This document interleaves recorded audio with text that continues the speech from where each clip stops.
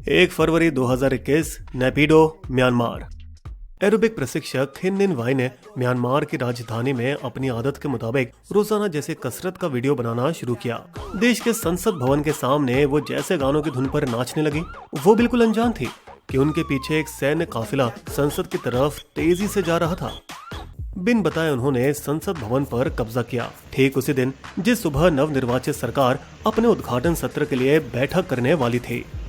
दरकिनार किए गए एनएलटीपी पार्टी के नेता आंग सान सूची को, जिन्होंने नवंबर 2020 में दोबारा चुनाव जीता। म्यांमार के जनरलों ने एक बार फिर सैन्य तख्ता पलट में सूची का उनसे हक छीना।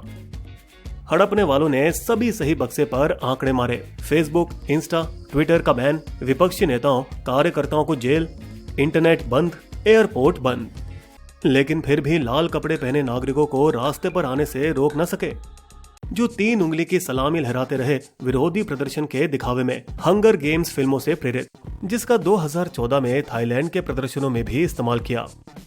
हर रात बर्तनों को पीट कर आवाज की, एक प्रथा जो 19वीं शताब्दी फ्रांस में पहली बार की गई। खराब आर्थिक स्थिति के खिलाफ शिकायत करने का एक तरीका। सैन्य के खिलाफ विरोध करना म्यांमार के लिए नया नहीं। इनके पास इतना सारा तख्ता पलट का इतिहास जो है 1962 में, 1988 और अब एक बार फिर पिछले 59 सालों में 41 वर्षों तक उनका शासन रहा। 1989 में उन्होंने देश का नाम बर्मा से म्यांमार बदला, एक ऐसा नाम जो पहले से ही देश के भीतर इस्तेमाल किया जा रहा था, औपनिवेशकों संबंधों से इसे हटाने के इरादे से। और क्योंकि ये बर्मी के अलावा देश के बाकी 135 जातीय समूह का प्रतिनिधित्व नहीं करता था। लेकिन इसके 1 साल पहले कुछ ऐसा हुआ जिसने इस नए नामित देश के भविष्य को ही बदल कर रख दिया। यूके में रहने वाली एक घरेलू महिला आंग सान सूची अप्रैल 1988 में अपनी धरती पर लौटी, उनकी बीमार मां की देखरेख करने के लिए, ऐसा बताया जाता है। हालांकि सूची की घर वापसी का वक्त इससे बेहतर नहीं हो सकता था। सूची जनरल आंग सान की बेटी थी, जिन्होंने 1948 में बर्मा को ब्रिटिश शासन से आजादी दिलाने में अहम भूमिका निभाई। लेकिन अफसोस, उसी साल उनकी हत्या कर दी गई। उनके वापसी के कुछ दिन पहले विश्वविद्यालय के छात्रों ने सेना का विरोध और लोकतंत्र बहाली पर आवाज बुलंद करना शुरू कर दिया, जिसे 888 विद्रोह के नाम से जाना जाता है, क्योंकि विरोध ने 8 अगस्त 1988 को रफ्तार पकड़ी। 1962 के तख्ता पलट के बाद से देश पर शासन कर रहे नेता नी विन ने दबाव के चलते इस्तीफा दे दिया। वक्त की नजाकत को भांपते हुए, या फिर आप कह सकते हैं कि शायद सही मौके की तलाश में, सूची ने अपना पहला भाषण 1 महीने बाद रंगून में एक बड़े पैमाने पर दिया। ये विद्रोह हमारे दूसरे स्वतंत्रता का संघर्ष है। कुछ ही हफ्तों बाद लगभग 3000 प्रदर्शनकारियों की निर्मम हत्या ने संभवतः आगे जो हुआ उस आग में घी डालने का काम किया।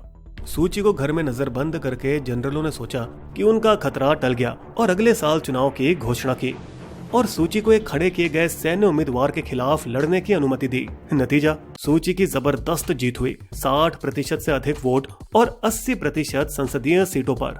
लेकिन संसद में बैठने के बजाय उन्हें 2010 तक यानी 15 सालों तक घर में कैद रखा गया।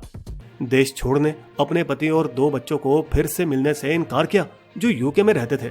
आप अपने परिवार से मिलने लंदन जा सकती हो। अगर मैं अब चली गई तो मुझे आप कभी वापस नहीं लौटने दोगे। ऐसी कुर्बानी की वजह से उन्हें 1991 में नोबेल शांति पुरस्कार से नवाजा गया, जिसे उनके 2 बेटों ने स्वीकार किया जब मां अपने ही घर में नजरबंद थी। दुनिया सूची को नहीं भूली और उन्होंने म्यांमार के तानाशाहों पर प्रतिबंध लगाना शुरू किया, जिससे मजबूरन उन्हें ज्यादा से ज्यादा चीन की तरफ झुकना पड़ा। म्यांमार के लोग भी उन्हें भूले नहीं। 2007 में सूची के घर के बाहर 2000 बौद्ध भिक्षु इकट्ठा हुए और उनके साथ प्रार्थना की, जिसके बाद एक और विद्रोह हुआ और एक बार और क्रूर कार्यवाही का कदम लिया गया। हालांकि म्यांमार की अर्थव्यवस्था इतनी मजबूत नहीं थी और वे जानते थे कि एक दिन बहुपक्षीय चुनाव करने पड़ेंगे, जिसकी तैयारी में मिलिट्री ने एक नया संविधान उर्फ तात मा दफ पारित किया। संसद के दोनों सदनों में 664 सीटों में से 25% अपने पास रखी, ताकि निर्वाचित विधायिका द्वारा किसी भी निर्णय को वे पलट सकें।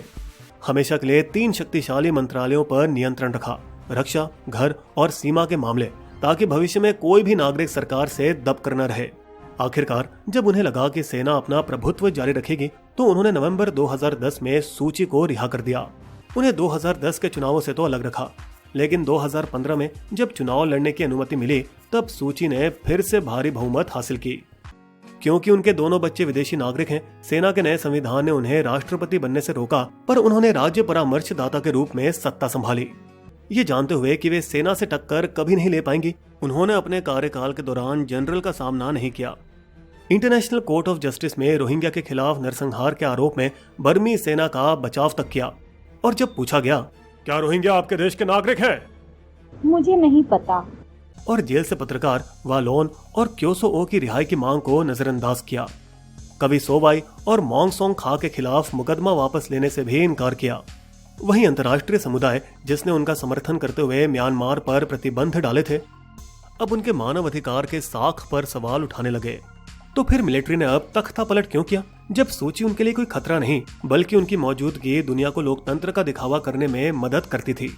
क्या जनरल मिन आंग लेंग खुद पीएम बनना चाहते थे, या उन्हें सूची के संसदीय बहुमत के आकार से खतरा महसूस हुआ जो शायद एक दिन उन्हें भी गिरा देता? वजह जो भी हो, चीन इस मौके का फायदा उठाने को देखेगा और वो रूस के साथ यूएन की सुरक्षा परिषद को म्यांमार की निंदा करवाने से रोकने में सफल रहा। म्यांमार चीन के लिए बहुत महत्वपूर्ण है। वहां उन्होंने कम से कम $3.6 बिलियन के निवेश के साथ देश की 5G नेटवर्क को भी विकसित कर रही है और उन्हें 4 बिलियन का कर्जा भी दिया है। चीन म्यांमार आर्थिक गलियारा चीन की BRI पहल का हिस्सा है, जहां क्याओ कपू गहरे समुद्र बंदरगाह को विकसित करके वे भारत के इलाके के ठीक बीचम बीच कदम जमाने की कोशिश कर रहे हैं। हालांकि चीन पर अपनी पूरी निर्भरता नहीं रखने के लिए ही जनरलों ने एक जमाने में सूची को छोड़ा था और लोकतंत्र की राह पर चल पड़े थे।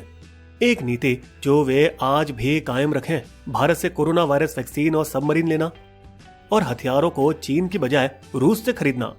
अपने पुराने दोस्त से सावधान रहने का एक और कारण भी है। स्वतंत्रता समर्थक अराकान आर्मी, जिसे चीन समर्थन दे रहा है, वो म्यांमार की सेना के खिलाफ खूनी युद्ध में जुटा है। चीन ने अराकान आर्मी को भारत के खिलाफ भी इस्तेमाल किया है, जब उनके सदस्यों ने भारत बनाई कालादान परियोजना पर काम करने वाले 5 इंजीनियरों का अपहरण किया। एक बहु नोडल प्रोजेक्ट जो कोलकाता को समुद्र के सीतवे से जोड़ेगी, साथ ही साथ कालदा नदी मार्ग से एक रास्ते के माध्यम से मिजोरम से जोड़ेगी।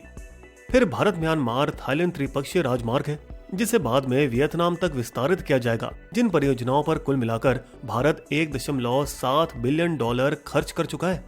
इस पर जोड़ो 100 से अधिक भारतीय निजी कंपनियों द्वारा $1.2 बिलियन का निवेश, जो वो यागोन म्यांमार के वित्तीय और वाणिज्यिक केंद्र कार्यालयों से चलाते हैं, जो ज्यादातर 2016 के बाद वहां गए थे, बराक ओबामा द्वारा प्रतिबंधों के उठाने के बाद, जो शायद उस राष्ट्रपति का अंतिम अंतर्राष्ट्रीय फैसला रहा होगा।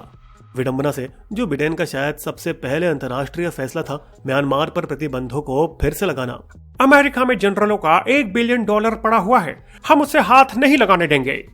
महसूस करते हुए कि म्यांमार पर प्रतिबंध भारत के हित में नहीं, वो हालात पर सिर्फ चिंता व्यक्त करते हैं, लेकिन उन्होंने तख्ता पलट की निंदा नहीं की। हमें उम्मीद है कि मौजूदा स्थिति विकास परियोजनाओं पर असर नहीं करेगी। दूसरी तरफ चीन के मुखपत्र ग्लोबल टाइम्स ने तख्ता पलट को कैबिनेट फेरबदल बुलाया। 1990 के दशक से भारत ने जनरलों से रिश्ता बना रखा है और भारतीय विदेश सचिव अक्सर सेना प्रमुख के साथ म्यांमार का दौरा करते हैं, जिससे उनकी सरकार के दोनों पंखों को आदर मिले। उन्हें कुछ विद्रोही समूह के खिलाफ जनरलों के समर्थन की जरूरत है, जो म्यांमार का इस्तेमाल करके भारत के खिलाफ युद्ध छेड़ने की कोशिश में है। हालांकि भावनात्मक रूप से भारत को सूची से बेहतर समीकरण रहेगी, जो 16 साल की उम्र में अपनी मां दौ खिन की के साथ 1960 में भारत आई थी और जिसने दिल्ली के Convent of Jesus and Mary और लेडी श्रीराम कॉलेज में अध्ययन किया और भारतीय उन्नत अध्ययन संस्थान IIAS शिमला में छात्र बनी। इन घटनाओं के बावजूद मोरेह के उत्तर पूर्वी सीमावर्ती शहरों में लोगों से लोगों का संपर्क अपरिवर्तित रहा है, जहां आश्चर्य से कई तमिलों रहते हैं जो 1962 में सैन्य नरसंहार के दौरान म्यांमार से भागा है और वहीं सीमा पर अपना घर बसाया और अपनी गोद ली हुई मातृभूमि के साथ व्यापार करते रहे। मिलिट्री ने अब तक खुद पर लगाम लगाया है और वे पहले की तरह नागरिकों पर उतनी क्रूरता से नहीं टूटे जितना कि उन्होंने 1962, 1988 या 2007 में किया था, लेकिन आसार अच्छे नहीं दिखते। वे NLD नेताओं के खिलाफ बेबुनियादी मुकदमे चला रहे हैं, कथित तौर पर 10 वॉकी टॉकी आयात करने के जुर्म में, जिसमें 3 साल जेल की सजा है। अमेरिका की मेगाफोन कूटनीति, यानी दूर से धमकियां चिल्लाने का कोई मायना नहीं, क्योंकि उनका वहां है ही क्या जो वे खो सके। और रही बात म्यांमार को उसके पुराने नाम बर्मा से बुलाना, तो ये साफ साफ साबित करता है कि उनकी इस इलाके की समझ कम है और भारत के लिए मामला जटिल बनता जा सकता है अगर US हम पर दबाव डालना चाहे। जनरलों को चीन की ओर रुख करना पसंद नहीं, लेकिन प्रतिबंध उन्हें मजबूर कर देगा। जब म्यांमार के राजदूत क्या मो तुन ने बड़ा व्यक्तिगत खतरा उठाते हुए संयुक्त राष्ट्र में सैन्य अधिग्रहण की निंदा की। अंतर्राष्ट्रीय समुदाय को म्यांमार की सेना के खिलाफ कार्रवाई किसी भी तरह से करनी चाहिए। इस कहानी में ये एक और मोड़ था जिसने अपने साथी नागरिकों को संघर्ष जारी रखने के लिए प्रेरित किया। 60 वर्षों में तीसरी बार बिस्बो की शायरी। म्यांमार के तख्त पर फिर सेना का राज, सूची फिर से आ गई कारागृह में आज। समीकरण सेना से भारत के कुछ खास पर भावनात्मक रूप से हम सूची के साथ। हमें हमारे डिस्कॉर्ड पेज में ज्वाइन करना मत भूलिएगा और साथ ही हमें फॉलो कीजिए इंस्टाग्राम बिस्बो हिंदी में।